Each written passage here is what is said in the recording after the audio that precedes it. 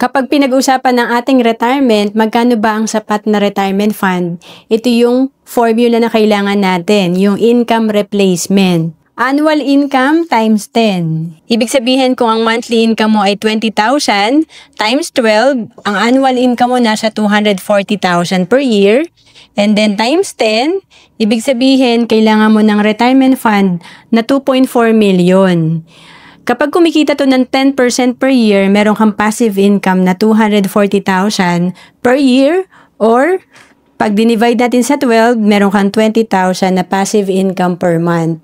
Ito yung ngayon nagtatrabaho ka, pero pag meron ka ng 2.4 million, meron ng perang magtatrabaho para sa'yo, or money working for you, passive income. Kaya maganda paghandaan natin ang retirement natin, at kung naghahanap ka kung saan ka pwede magsimulang mag-ipon at mag-invest, pwede ka sa Kaiser na 3-in-1 na.